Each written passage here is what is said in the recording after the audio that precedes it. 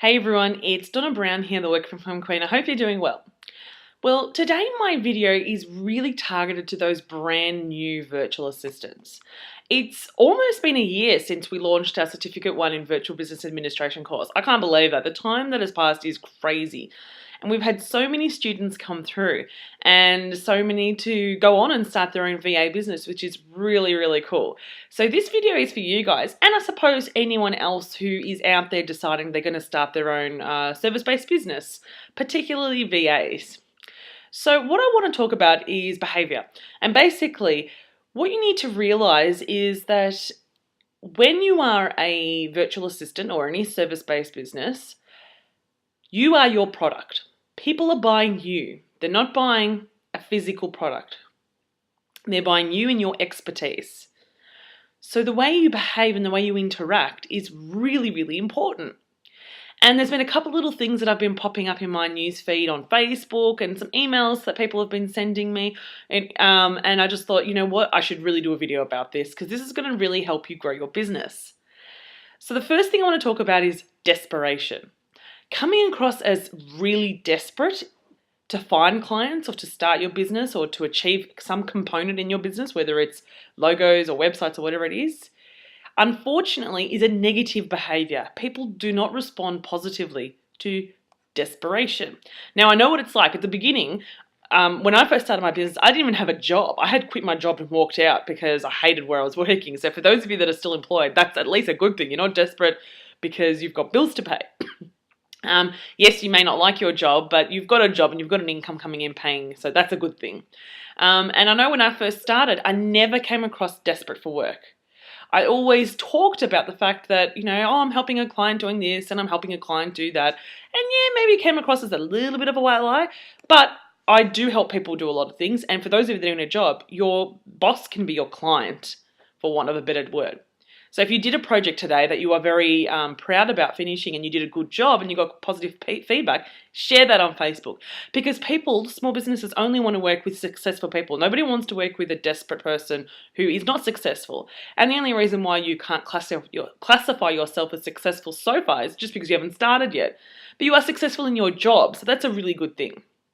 So I want you to completely remove desperation from your world. Because unfortunately, when you give off that vibe of desperation, it doesn't bring any positive experiences into your life. I also obviously want to talk a little bit about social, good etiquette online.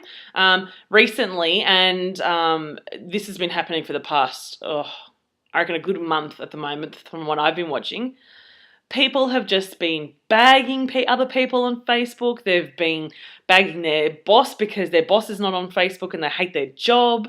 They've been bagging their life, that they can't find any clients, and whatever it is. And all that negative behavior just makes people turn away from you and be like, why would I want to hire this person? They're so negative. They're so annoying. They're so nasty. Sometimes they're nasty. And imagine if I hired one of these people, one of these VAs as a subby, and I gave them a job and they didn't like it, and then they went and bagged me behind my back. That's not what I want. And I'm not saying that they would do that, but I have to be careful. I want to work with a really nurturing, positive, supporting team. And that person, if that's all they talk about on Facebook and on LinkedIn and online, I don't get that nurturing, positive team vibe off them. Maybe they really are like that, but unfortunately they're not giving off that vibe on Facebook. And many people say you've only got a very short time to impress someone. First impressions last. And sometimes when I meet people, I think in face to face, I think, gosh, this person's really nice. Nothing like their profile, because they use Facebook as a way of venting. And I totally get that, venting your issues online just to get it off your chest. And I totally understand that perspective. However, people are watching, and once it's online forever. If you delete a post and someone, it can still be found. People take screenshots, just be very careful what you say. And, I was talking to a great friend of mine last night, and we were talking about how if you give off a vibe of desperation or anger or irritatedness or venting, you're not open to seeing the opportunities in your life. And then letting them come in through your door. So when I first started out my VA business, anytime somebody asked me something, I was like as open and helpful as I could. I was accommodating, I was flexible for people, and I really tried to help as many people as I could. And I wanted people to perceive me as the helpful person, not the one desperate to pay her car loan and credit card. Because remember, I didn't have a job at this time.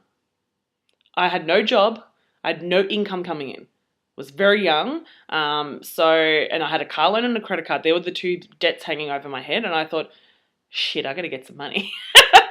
But every time someone rang, I promoted myself, I talked to people, I said, this is how I help you.